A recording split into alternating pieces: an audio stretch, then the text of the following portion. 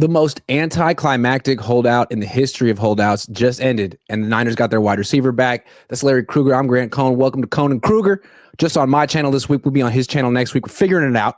Larry, the question of the day is, what really happened with Jauan Jennings? We really still haven't gotten the full story. He hasn't even spoken yet. If you had to, I mean, we don't know, but if you had to guess, what did you think really happened here? I think he went rogue against his own agent, because I haven't heard his agent say a thing. I think his agent maybe didn't endorse this whole plan, and he just said, you know what, I'm going to sit it out. And you know what, I would not be totally if you told me that the Niners are like over here going, hey, you know, we're not sure, we wish this, we wish that, and over here going, yeah, Jauan, we're okay with you skipping camp. I think they probably were okay with it, just simply because of you know, it's less potential for injury, and they weren't going to give him the contract extension. I think they made that clear. So then it's just a matter of he's sitting out, and is he sitting out against their wishes or with their blessing? And it's obviously with their blessing, because they could have made it, you know, they created this whole thing. He showed up, all of a sudden he's got a calf injury. Lynch is like, the calf injury is legit.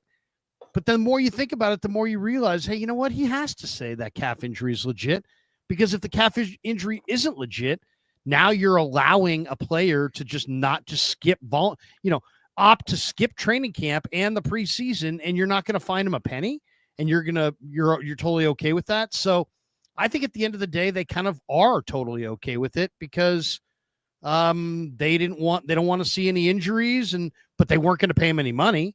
So like, they kind of knew they weren't going to pay him. So it's like, how long do you need? What do you need to make this right with you? And he's like, I'm going to sit out as long as possible. And that ended today. Let's explore the theory that he went rogue against his agent's wishes. His agent is Drew Rosenhaus, and you wouldn't expect Drew Rosenhaus' client to hold out and then show up after losing. Usually he wins these things. So I see what you mean about him potentially going rogue. If this was a Drew Rosenhaus production, if he was orchestrating the whole thing, you would think that there would be updates every few days. Adam Schefter, Ian Rappaport, you know, the Niners say this, but this is what's really is going on. It's what I'm hearing. We got none of that. We got the one report from Adam Schefter 2 weeks before camp, and then nothing else. So I don't know what to think. I mean, maybe Rosenhaus said, I think you're going to lose this one. Maybe Jennings went rogue. Is it possible that he was just injured and the Niners sort of made him look bad and that he wasn't holding out? Or, I mean, I don't know. That seems kind of rich, but is that possible? I mean, he hasn't even said anything. Yeah, it's totally possible, but I don't think it's likely. I think it's likely that they just said, you know what? We're not going to pay you, but we want you to be happy because we like you. What do you need to be happy? And then this is what he came up with. $25 million cash. And they were like, well, that's not going to happen. Right. So what can we do? We're not going to pay you. So what can we do in lieu of paying you? And bottom line is he sat out all of training camp. And you could argue that it was in their interest to have him skip, because as long as he doesn't have a soft tissue injury in the next, week, having Jauan, at least you guaranteed basically that you have Jauan Jennings week 1, where if he had played all summer, there was no guarantee of that. So at the end of the day, I think the Niners, they were about what they wanted, which was, we're not paying you. We've already paid you. The timing's not right. And there may also have been, Grant, and this is how I kind of see it as well. Now that he's here, now that he showed up, I get the feeling that, like, because Lynch said the other day, he made it seem like he would be okay with giving Jauan some kind of a bump. I don't think they're going to do that, because I don't think the Niners want to rip up his contract this year. And I don't think Rosenhaus wants to bypass his free agency next March. But if he has a great year and they get to like November or December, well, then all of a sudden it's going to be like, well, and JJ's had a great year. Well, then it's going to be like, hey, the same reason that they love the player now, they're going to love the player then. And then at that point, I think the timing might be right for some kind of an extension. But I think they're trying to stick it to him and say, hey, you know what? Let's prove it. Let's prove it one more time. It's not in our best interest to extend you now, but it may be in December. He's going to say he was injured. That's my prediction. When he finally talks on Wednesday or Thursday and we say, why'd you end your holdout? He's going to say, what holdout? Calf hurt. And maybe he's true. Maybe that's true. I don't know. Well, I guess we'll never know. But that's what I think he's going to say. And then finally, I wonder if the real reason why he showed up today is because of Kendrick Bourne. It seems like Jauan, again, maybe it was just the calf, but it seemed like Jauan felt like he had leverage here. Okay, you signed Demarcus Robinson, but he won't be out there for the first 3 weeks, and you're not really going to start Marquez Valdez-Scantling or Sky Moore week one, are you? And they're like, no, but we'll start Kendrick Bourne. Kendrick Bourne is about 85% of you, and we like Kendrick Bourne, and he knows our system, and we're perfectly fine with having him on the field. And it seemed like Jauan was like, my calf feels better. It's the funniest thing. You should bring up Kendrick Bourne because my calf feels 100% better now. Is it possible that Kendrick Bourne somehow ended this standoff? Yes. I mean, there's no question. It's possible. It's definitely possible. It's also, possible that Jauan just was like, hey, you know what? I'm not going to do anything more than I need to do. But I don't know about you, but just watching him today, it wasn't like, oh my gosh, there was indications of calf problems. There was none. He didn't reach for it. He didn't grimace. He looked explosive. He planted on it. He drove on it. I mean, he didn't look at all. He wasn't gingerly getting through that practice with the calf strain. So I have a feeling the calf has been, if it had been a grade 2, it said 3 to 8 weeks. That would have been 2 months from March, or so that would have been, he would have been ready by June 1st for sure at June 1st. Even if it had been a grade 3 strain, that's 6 months at the max, and it's been 6 months. So, and there was no surgery, and Shanahan told us it wasn't that serious. But they're all we've been told is it's not that serious, but it's kind of tricky. So it just kind of gives them the ultimate out to do anything they wanted to do and spin this any way they wanted to spin it. I think they dodged a huge PR nightmare by creating this whole thing. And now I think it was time to either show up or hold out. And he showed up. I think I get the sense that Jauan's a pretty emotional person and that it's a good thing for him on the field. But like, we've seen him not talk to the media after wins or like after games where he's had really good games and they've lost. Like, he seems a little emotional. It's possible he thought, hey, you know what? I've done everything right. They say they love me. I blocked my ass off. I stepped up last year. I'm going to show up to training camp and they're going to take care of me. And then when it hit him that it wasn't going to happen, it's possible he was like, all right, well, I'm not doing training camp then. I'll show up week 1. See you then. If that's how you're going to treat me, could happen. But I guess we'll have to hear from him. Oh, and also I think, when faced with, hey, he's not going to show up for training camp, I think Lynch and Shanahan were like, it's not the worst thing. Yeah. He can't get hurt. We got all these guys falling like flies. At least he can't get hurt if he doesn't show up for training camp. He is kind of the big money guy as far as this guy shows up in the Super Bowl. He shows up when there's money on the table, and there is no money on the table in the preseason, in the practices or the games. So in some ways it's fitting that he hasn't shown up until now, but the way he practiced today definitely undercuts the whole notion that the calf injury is really lingering. It didn't seem to be lingering at all. Okay. Dangerous Dave says, my guy, can't wait to hear this ish. Oh, you're hearing it. /fan23 says, Krug and Grant, JK, love you both. Keep it up. Okay. So that's what we think went on with Jauan Jennings. What do you expect? What's next for Jauan Jennings? No training camp. Probably will start week 1. They need him for now, but wide receivers are coming back. How do you see this season playing out for him and his future? Well, I think they're going to throw him out there the Niners have never been at all like, well, we'll have a slow build and it'll be a little bit this week. And no, he'll be out there this week. Like he hasn't missed any time at all. I think he's going to be a full go for this game.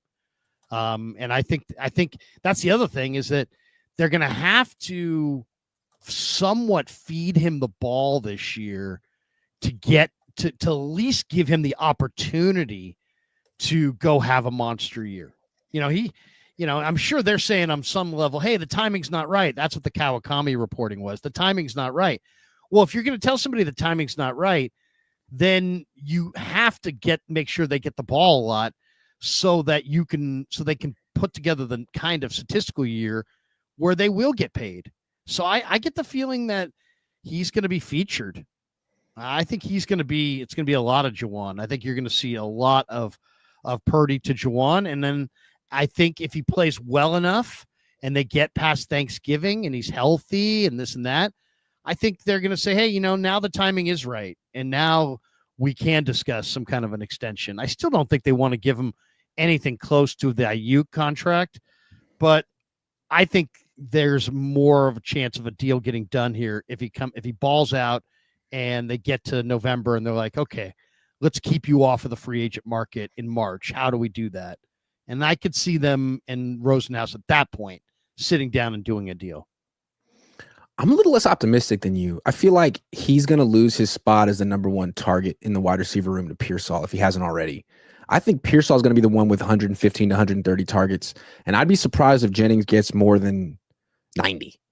I think he'll be right in that 85 to 100 range. And, when Demarcus Robinson comes back, Jennings will probably still start, but I wonder how many targets Robinson will cut into at that point. And by the end of the season, when Ayuk comes back, I'm curious to see if Jennings is anything more than a number 3 receiver. He's a good player who could start on a lot of teams, but on this team, I think as the season goes on, his role will diminish and diminish and diminish.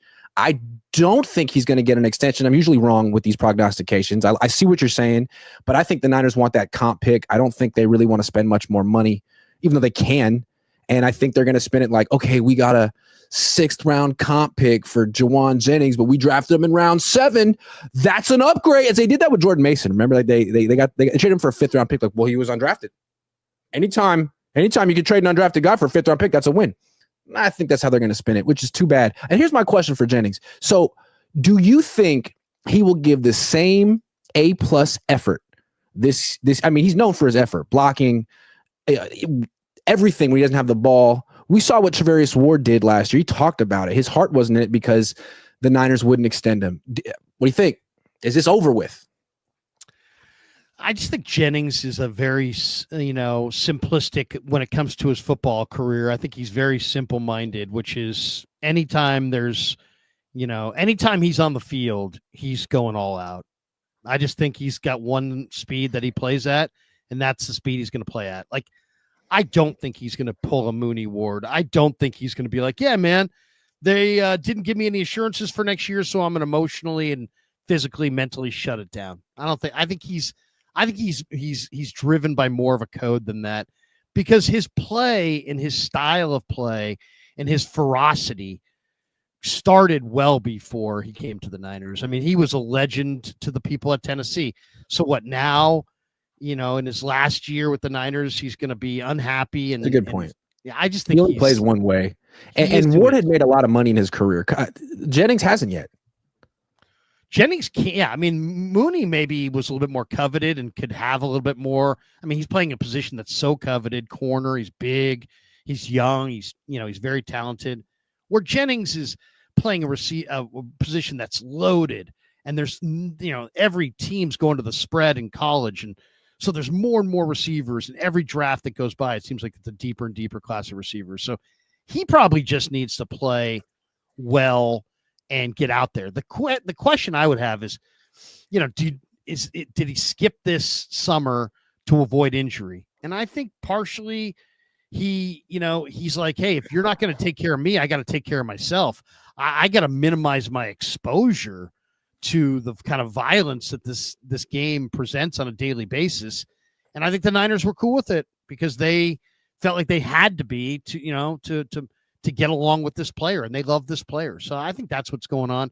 I think the Niners, I mean, did Shanahan at any point seem pissed? No. Has Lynch at any Lynch point seemed pissed the other day, or exasperated, or frustrated. He called him his best. He called him his favorite did. player, though. Mm-hmm. So I mean, these guys love this guy, and why do they love him? They love him because he plays super hard. He's super tough, and he's competitive as all get out. And most coaches are more competitive than the players. This is a player that's probably more competitive than some of the coaches. So I think they. Yeah, but if I were Jauan, I'd be like, if you say you love me, you know how you can tell me you love me? With greenbacks. Don't tell me you love. I don't want to hear that. Yeah. Give me money. It's true. I'm sure he's like, hey man, compliments don't spend. You know what I mean? Yeah. Anyway, but he's got to play, play nice here, because the bottom line is you can't war with the guy who's calling the plays in Kyle Shanahan. I mean, the two guys you can't war with if you're Jauan Jennings are Brock Purdy and Kyle Shanahan. Those are the guys that are going to be the ticket to your production and thus your financial windfall. So I think he'd have to be just an absolute fool to go at Shanahan. Yeah, I mean, he could hold out the entire season. They could replace him, and he could prove the Niners' point that he's not that essential. I think he was hoping maybe that if he sat out week 1, the Niners might struggle on offense, and it would prove his point that he's utterly essential. But then they threatened to sign Kendrick Bourne. Let me ask you this: do you think the Niners actually will sign Kendrick Bourne, or do you think he already served his function to the franchise and he's moving on? I mean, do they need him at this point? I don't think so. Thanks, Kendrick. I think he was good leverage to make sure JJ showed up today. But I don't think they're going to sign him. I've got some buddies who are out in that New England area that, are around the Patriots, and say that the people around that franchise don't think that he came out of that 2023 ACL surgery the same guy. So I think he's a diminished player. And I think the Niners would sign him if that was their only alternative. But I think he's gonna, the fact that he had a workout with them, it wasn't just like a meeting. Supposedly it was some kind of a workout. So they're undecided. They know he's got to show something, and I don't think he's going to show anything in the workout. I think they're going to pass. Yeah, he might go to Washington. They really like older players, but I think the Niners, who also seem to like older players, they need to pass on the next 30-year-old wide receiver. They signed about 8 of them this offseason, and I think 7 of them got hurt. Enough with 30-year-old guy that you signed because he knows your system. Yeah, but he tore his ACL, and he's not that good anymore. He's not the Kendrick you remember. Kyle needs to do a better job of he needs to find his Jordan Jeffersons. And I guess Sky Moore kind of qualifies. I mean, he's young, I guess. So I got to give him that. But no to Kendrick. Thank you, Kendrick. We loved you the first time. Yeah, I mean, why would you go with Kendrick Bourne when you have Russell Gage, you have Robbie Chosen, you have if he was a noticeable difference maker, it'd be one thing. To me, the guy who I think is going to be really good is Jordan Watkins. I think Watkins, my guess is 3 or 4 weeks from now, Watkins starts to really ball out, and then you start hearing people say stuff, and I don't know if it's true or not, but they're going to say stuff like, one of the reasons we passed on Bourne and one of the reasons we were held so firm on JJ is we saw that Watkins was going to be this great player. And then they're going to get ahead of it, call it a parade, and be like, hey, look at us.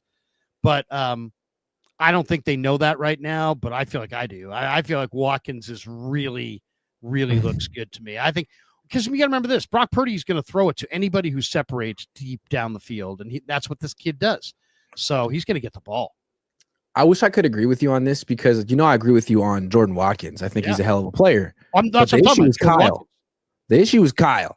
Oh, are you going to play your rookie wide receiver? Because you had Ricky Pearsall doing freaking cardio on the field last year. He wouldn't I'd love to feel like Kyle will involve him, empower him, because I think he's really good. And I think he can give the offense something it doesn't have, but I'm cynical, Larry. I've seen 9 years of Kyle Shanahan. There's reason to be cynical, but I will say this. He is a more polished player, and he's coming out of the best college football conference where he put up big numbers last year. So it's like if you can do it in the SEC in a pro-style offense with Jackson Dart, then I think you're on that short list of guys who potentially can succeed as rookie receivers in a pro-style offense, and that's where he's at. So we'll see. He's shown glimpses in practice. But I think there's a lot more there. I think Watkins is going to be really good. What annoys me with Kyle, and then we'll move on, is like Ricky Pearsall's running around getting 2 targets, no catches, and you're like, man, Ricky must really suck. And then something happens. It's week 17, and Kyle's like, okay, we're featuring Ricky this week, and it's 10 targets, 8 catches, 150 yards. It's like, oh, you don't suck at all. Kyle just decided not to go to you, and now he wants to go to you. So it's like, what I don't want to see is Jordan Watkins go crazy in a week 18 game that doesn't matter, or next year, and we'll have to wonder, well, maybe could he have done this last year when they went 9-8, or you know what I mean? Like, don't leave a bullet in the chamber if you got it, Kyle. Come on, he's important. And, it's funny. I've talked to Kyle about this kind of thing in the past, and he swears that none of this has to do with him at all. He swears that it's all game conditions and it's up to the quarterback. Who gets the ball, according to Kyle, is like in the stars. Because I asked him, I said, hey, man, at halftime of the Super Bowl against the Chiefs in Miami, Debo's the MVP at halftime. He only touched the ball twice in the second half. What gives, Kyle? And he's like, well, that's not how that's the really defense dictates. And yeah, that is not other true. Things that dictated. And this is like, come on, every coach has sections on their play sheet where Brandon Ayuk is the primary, 25 plays where Brandon Ayuk is the primary target, 25 plays where Kittle's the primary target. So when it's 3rd and 7 and you want to get the ball to Kittle, you don't have to search for it. I'm just saying, Kyle uses our ignorance of football against us, but we know the truth. McVay got the ball to Cooper Kupp in the second half, in the fourth quarter of the NFC Championship game against the Niners, when everybody in the place knew that Stafford was going to Kupp. They still went to Kupp. So this idea that you can't scheme guys, you can't design the ball to go a certain direction. I don't know if I would buy that. I really just don't know. I definitely don't buy that. Niners Forever 04 says all that holdout for nothing is crazy. HHG Trucker says Pearsall's fantasy production just went down for you. I'm a little nervous about Pearsall. He's going to have a big first 6 weeks of the season, and then Ayuk's going to come back, and then God knows what's going to happen. But I did draft Ricky Pearsall in round 5. I think he's going to have 1,200 yards this year. We'll see if I'm wrong. He's going to get targeted a ton. He's going to get targeted. Slow Civic Garage says, hey guys, love watching y'all after Lombardi. You have great taste, man. Thank you very much. Dave in the Desert 1457 says BA, Pearsall, and JJ are a pretty potent trio if we can get them all in the field at the same time. It's true. You might be able to, this will be the year. We'll see. Niners Forever 04 says Niners can draft Arch Manning next year in the 7th round. Another Mr. Irrelevant. His stock is down. I thought he was Peyton's kid.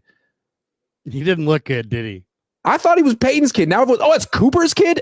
I'm way out. Grant, forget Arch. Go watch the Cal kid. Oh, I watched him. God. He was good. A lot better than the UCLA kid that we paid for. His name's Jaron Kiave Songapolo Tele. He has a hyphenated first name. I've never seen that before, but I think it means he's special. I like him. He's good. Harold McAllister says Pearsall, Jennings, and who else starting week 1? Pearsall and Jennings. Pearsall and Jennings were at the top of the wide receiver drills today, by the way. They were the ones. So, those are going to be the starters for sure. Gage in the slot, or Gage number 3. Slot. Yeah. Gage. Gage in the slot. Yeah. Is Watkins going to play this week? He didn't practice today. Probably not. Can't get right. 929 says if this same receiver depth chart for the Niners was on another team, would you guys still be as positive about it? Only P. Maho can carry 2s and 3s. Well, okay, so what do you got here? You got Jennings, who's proven that he's going to show up when the lights are brightest. You have Pearsall, who was a first-round pick, who's got a great attitude and had a disastrous rookie year, but really saved it at the end and has carried that momentum into the second year. So the arrow's pointing up on him. Gage has been a total find. Sky Moore is your dual return guy. And I'm a big fan of Jordan Watkins. Now, I'm disappointed in Cowing. I'm disappointed in some of these receivers that, besides the guys I've already named. But I think it's a decent receiving core. They complement one another, right? You got the big receiver in Jennings. You got kind of that nifty middle of the field guy in Pearsall. Gage is very, very cagey. And then you got the deep threat in Watkins, and you got the return threat and the gadget guy in Sky Moore. So I think it's a good complementary receiving core. I'll just say this: if they didn't have Watkins, I'd be nervous because that means it would be just kind of a slowish thing. But you got a 4.37, 200-pound rookie receiver. So I think it's actually a pretty good complementary group. Last Dance season says Pearsall 125 targets, Kittle 110, CMC 90, D-Rob 40 plus, Ayuk 60 plus. Where is this 90 for Jennings coming from? I don't think Ayuk's getting 60 targets. I'd be shocked.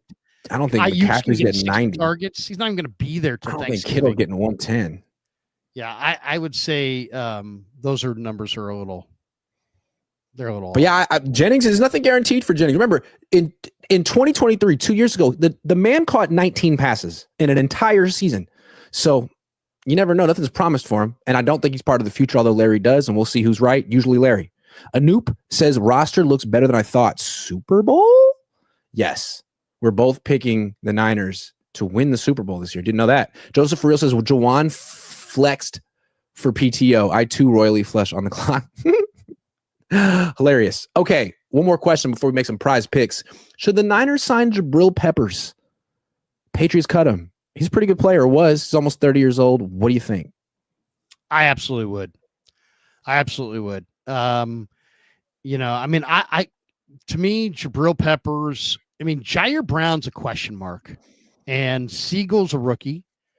And Pinnock is a really dependable player, but he's also kind of a converted corner. I don't know if you can physically, hang the entire season at the safety spot.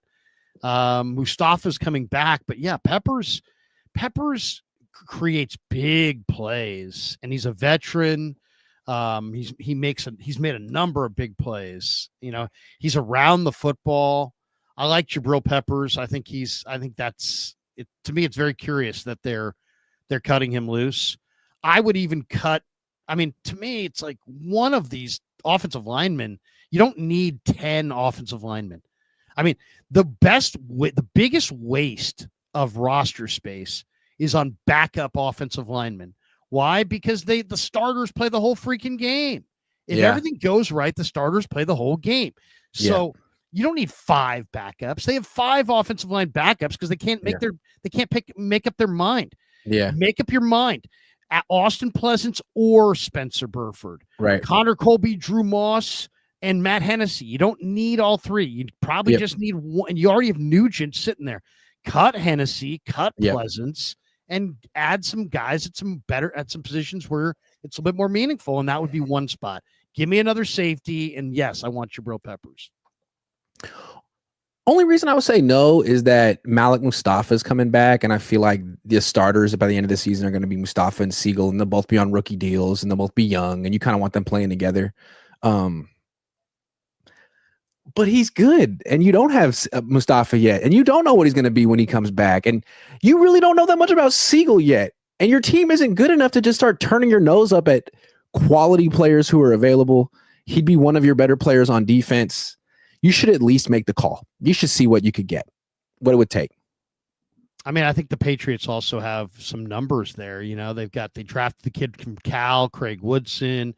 You've got Kyle Duggar still. They've got some other guys there. So, maybe they feel fortified. And I know Peppers has had some issues there, but I like him a lot. I think he's physical. He's got a great nose for the ball. Takes good angles. I think Peppers would be a great get. For what it's worth, his PFF grade last year was 82.3, which is well above average, and it was 7th best among 171 graded safeties last year. So I don't know. He's still 29. He's always been an incredible athlete. He's a better player than Jair Brown and Jason Pinnock as well. Probably a better player than Marquise Siegel. He's older. The Niners are trying to go as young as possible on defense for the sake of it, but why not? Remember when they used to bring in guys like Richard Sherman and Jason Verrett? Why not? Carlos Rogers and those guys, yeah. I'll talk to Robert Saleh about it. See what he says. It's every one of these DBs is like one time getting burnt away from just, being traded out for somebody else. So, but yeah, this is a guy that's proven he can do it. Yeah, I'd like to have him, especially since there's a lot of injuries at the safety spot. And if you could somehow get this guy and stash another safety somehow, or go, add one more roster spot somewhere and create that spot and have a little bit more depth at safety, I think that'd be a good thing. This 49er football season is presented by Sleeper, the fastest growing fantasy platform in the world. It's the one-stop shop. You can get blazing fast news, real-time stats, group chats, season-long leagues, and of course, Sleeper picks for daily fantasy product. Use promo code Larry, Larry, and Sleeper will match your first deposit up to $100. Links in the description below. Terms and conditions apply. And for my 49ers Seahawks week 1, I've already made my sleeper entry. I'm going Jackson Smith and the Jigba with more than 5.5 receptions. Cooper Kupp with more than 39.5 receiving yards. I do think they're going to go to him quite a bit. And I kind of like Charbonnet this year for the Seahawks. I have him more than 32.5 rush yards. I also have McCaffrey in week 1 with an anytime touchdown. So there is my four player for week number 1. And $10 wager can make me 96.60. So I'm fired up about that. Saleh this year. I think a lot of Niner fans are hoping that he can have wave a magic wand and turn this defense elite again. Is that what you're expecting? Can he do it all overnight? Is it going to take a couple of years? Is there one thing that he can improve first? What's the realistic expectation?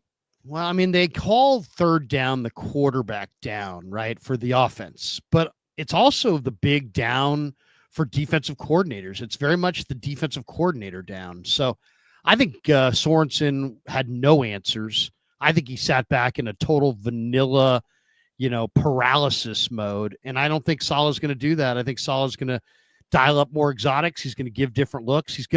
If his front four can't get pressure, and there's reason to believe that their tackles aren't very good at rushing the passer, I think he's going to dial it up. I think you're going to see exotics and stunts and games and twists and trying to run one side, and you're going to see him try to mix it up. He's not going to sit back on his hands. I think we already saw it in the preseason, and I think you're going to see it early in games. And I think when you get to third down, he's going to try to speed you up. If he can't get it done with McKell and Bosa and Huff and these guys, then you're going to see DBs and linebackers. I think it's funny you said the pass rush. I agree with that. I think he's going to improve the run defense a lot. And I think it's going to be a lot like by alignment and scheme. I mean, if you remember the first time they hired him, he inherited an awful defense. 2016 Niners defense was just one of the worst in franchise history. Yeah. They gave up 4.8 yards per carry, worse than they gave up 2,300 yards on the ground. It was an embarrassment. So he takes it over, and immediately, year 1, it was a bad team, 2017 Niners. They won they were 1-10 at one point, but they gave up 3.8 yards per carry. So he right off the bat, he fixed that. And I think one of the things then in 2019, he eventually installed the wide 9 when it was a different team and they had all this talent. Yeah. But at this point, if job 1 is to stop the run, I think we've seen that he can do it. He can go away from the wide 9. He can use different fronts. He can switch it up. The Niners were such Swiss cheese in the red zone. I mean, teams were just running into the end zone left and right last season. I don't think we're going to see that. So I think there's going to be more of a wall in the first line of defense against the run. And that'll just make the Niners defense a little more solid overall. We've been seeing 5-man fronts. Yeah. So I think we're already getting indications that if week 1, if Seattle starts to have success running it down the Niners' throat, the Niners will not sit there in just in a paralysis mode going, what do we do? You're going to see 5-man fronts. You're going to see run blitzes. They're not going to sit there and just get dominated. You're going to see more games, more everything. I mean, I just think that there's a whole, I got to remember this too. He's also got Gus Bradley sitting right there. Bradley is a very creative defensive coordinator in his own right. They know what they're up against. They seem to be, I would say, Saleh and Bradley sound to me like the most realistic football men in the building. When I say that, I mean, Shanahan is like, hey, I was Jake's greatest performance. And, he Lynch says some things. They say some things that are like what they're wishing for. Yeah. Where these guys are a little bit less invested because they haven't cooked up this meal. They've just been asked to come in and kind of help out. And so they're more honest. And like at one point, Saleh said, hey, Gus said to us, I was asking him about that defensive end, Trevis Gibson. He's like, Gus said to me, hey, in the midst of all this, we may actually find some good stuff out of it. It's like in the midst of all this, meaning like this is a major freaking rebuild on the defensive side of the ball. And then we're going with all these young guys. But if you shuffle through 20 guys, guess what? You may find a guy or two, and they feel like they have with Gibson and probably a couple others. So those guys seem more realistic. I think they're going to be prepared, Grant, for a full array of exotic blitzes. I think you also got to keep in mind the first two picks, Alfred Collins, Michael Williams, they're both essentially defensive tackles. Williams can play a little edge, but he's mostly going to play defensive tackle. Yeah. And I think if you look at the best defensive tackles the Niners have drafted the last 15 years, DeForest Buckner, Eric Armstead, those guys were not great as rookies. It took them time. It takes most defensive tackles time. Like, it's all technique. Who's the guy in Philly? Why. Who's the guy in Philly? What's his name? Are you talking about Hargrave? No, the incredible young player in Philly. Milton Williams or Jalen Carter? Jalen Carter. He wasn't utterly dominant his rookie year. His second year he was. Yeah. DeForest Buckner was great player in his third year. Eric Armstead put it all together in his fifth year. So if Michael Williams and Alfred Collins aren't tearing it up week one of their rookie year, I mean, that's sort of what rookie defensive tackles do. You're going up against the strongest players on the other team, and you're 20. Maybe 22. Take some time. Oh, and it's all leverage. I mean, look at the difference, Grant. To me, the guy who you can really point to as the poster child for exactly what you're talking about is Armstead. Mm-hmm. Armstead, as a rookie, did not anchor worth a damn at all. Play him against the run as a rookie. He was a third down pass rusher. Against the run. He was a liability against the run. And I remember watching him when Stanford played Oregon, his final year there. Stanford ran for any 2 yards they wanted all night long with Tyler Gaffney. They pushed him around with ease. Now, he went from that player to a guy with unbelievable functional strength over the last few years, all because of technique, young guys don't have great technique, and so they don't get the most out of their ability. By the time you learn the techniques, if you have the ability, you're really, really good. You need to learn the leverage. You need to learn the strength, because Alfred Collins, Michael Williams, their whole lives, they've been bullying the person in front of them, whether they were ends or tackle. It doesn't matter what my pad level is or how I use my hands. I'm just bigger and stronger than you. Those days are over. This is the NFL. Even the backup guard that you're going against is just as strong as you, if not stronger. So now you got to use the levers and the leverage to your advantage. Eric Armstead figured it out. Took him a few years. Buckner figured it out. Took him a few years. Yeah, and I think these guys will figure it out too. But to expect them to be like dominating week one, I don't even think they're going to start. I'm not even sure they're going to start. Yeah, that would be my first question. Do you think it's Kalia? Yes. What is it? Kalia and Elliott. Who? And Elliott starting on the defensive tackle? I think so. And then maybe Michael Williams starts at defensive end, maybe, or Gross Matos. So I mean that I think you got young players. I mean, you think of young players in the NFL, and I was looking at John Lynch's football card the other day. John Lynch is a Hall of Famer. He's one of the greatest safeties that ever played. He had 13 tackles his rookie year. He had 15 tackles his second year. He wasn't a Pro Bowler till his fourth year. This guy's in the Hall of Fame, and he was really smart and could make any adjustment he needed to make. And it's still, he made less than 50 tackles in his first 2 years combined. So, a lot of these rookies, even if you could play really well, even if you're going to be freaking amazing, it doesn't happen overnight. It doesn't. So they're going to have to be a little bit more realistic. I'll be eager to see. The thing I'm looking forward to watching is, how does Chris Kacerek divvy up the reps on that defensive front? Who gets the reps, and how's it all divvied up? Because there's a lot of pretty even guys there. Yeah, does he play the rookies together on the second line, or does he stagger them and switch them? It would be interesting to see. You might want to have Michael and Alfred and CJ playing together since they're going to be playing together for a long time. Something to think about. And you want to, and you're going to play them, right? I mean, you are going. Oh yeah, they're going to go at least 8 deep on the D line. And then also, I get the feeling that it's going to be like, I mean, like I know they're the masters of the universe. They're supposed to know all. But let's be honest about this. What the Niners are going to do, especially defensively in week 1, is a surprise to all of us, including Saleh, including, all these guys, including Bradley. They don't know what they got. So they're going to somebody's going to play really, really well. And then that guy's going to get a lot of reps. Mr. Fish and Chips OBE says all means nothing, ... 530 ... play caller. I don't know what the 530 refers to, but I appreciate you, Mr. Fish and Chips.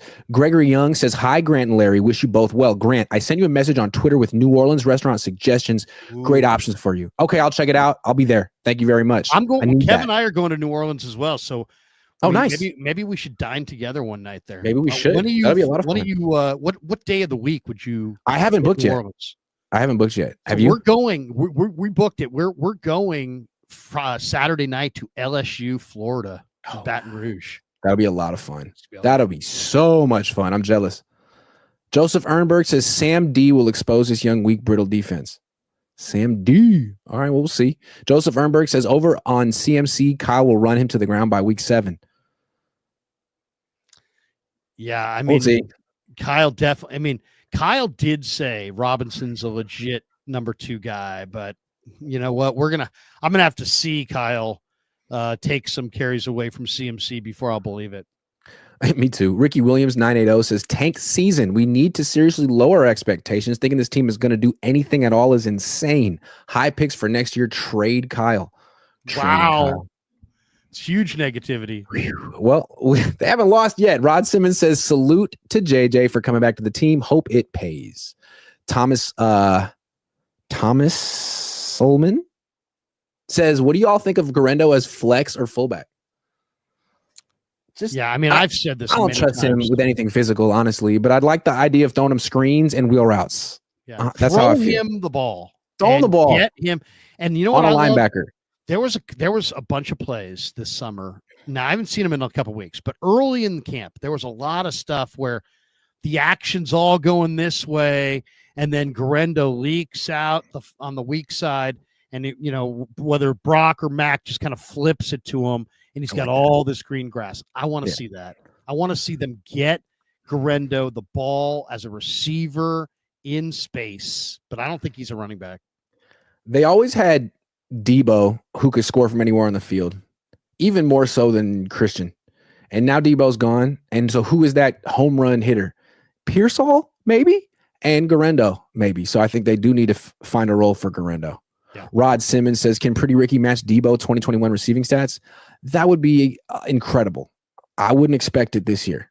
That was a one-of-one season. Will Free says, this game means a lot to me. If we lose, I have to hear about it from coworkers, friends, my father-in-law, Grant. I know you're homies with Hawk Blogger, but hey, I like him a lot. He likes me. Whoever loses this game is going to feel like they lost a game they should have won. Either team. I can't decide what Seattle's going to be. I mean, a part of me says, yeah, man, they got a really the best defense in the division and really good secondary. But then part of me goes, you know what?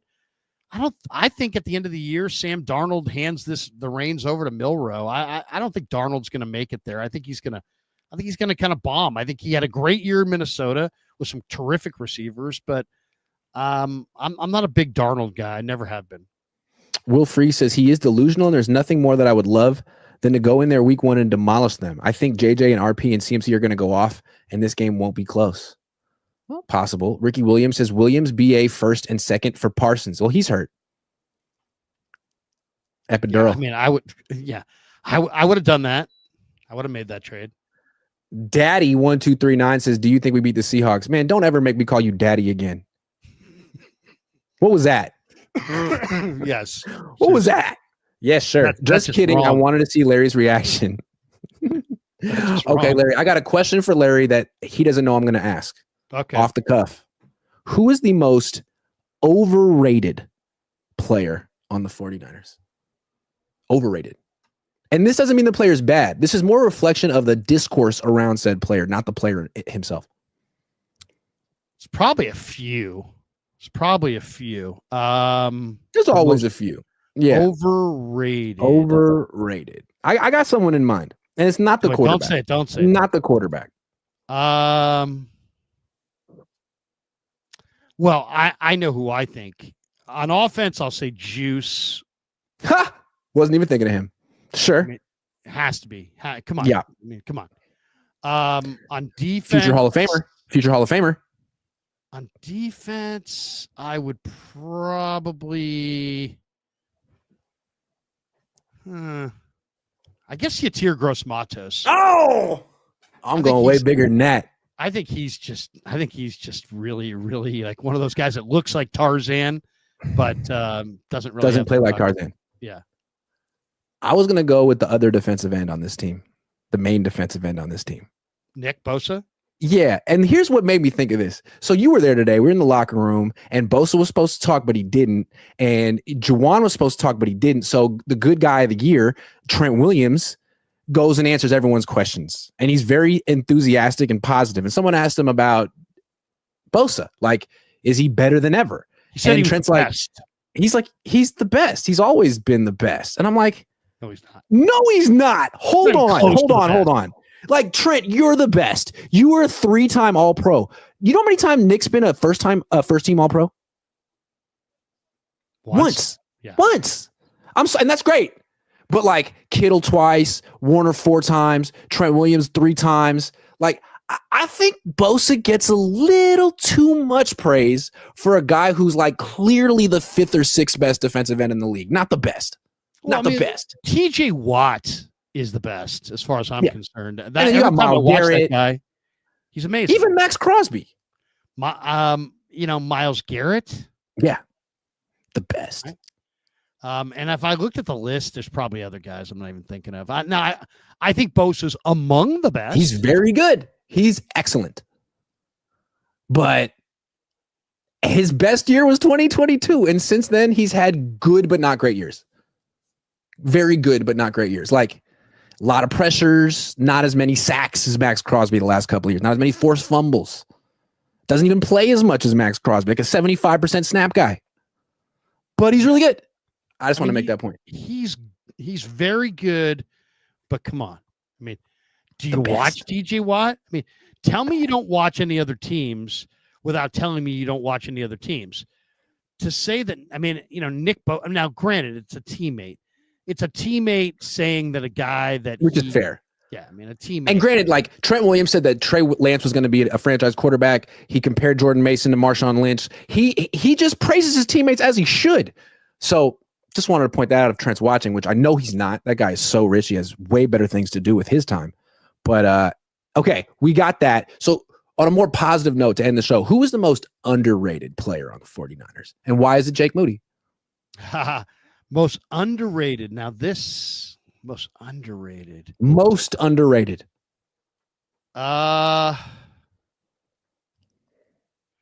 I'll tell you who I think is incredibly underrated, and I don't think people realize how good he is yet because he just showed up. But Jason Pinnock is very underrated. Interesting. He's a very smart player at the line of scrimmage. He can do a lot of things. I got one while you're thinking. Go ahead. Lenore. Diamado Lenore.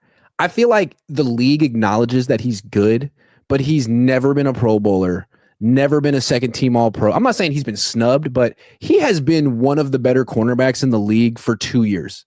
He was really good in 2023, and then he backed it up in 2024. He's one of the few top corners who can play inside and outside equally well. I think he's totally underrated. I think he's a good player. Good player. Yeah, I like that one. I'll go Sam Aquinu. Oh, yeah, he's good. Because you're talking about a defensive end. Nobody ever talks about this guy, and he's short, right? So he's like 6'1", but he's like 275 and ripped and fast. Mm-hmm.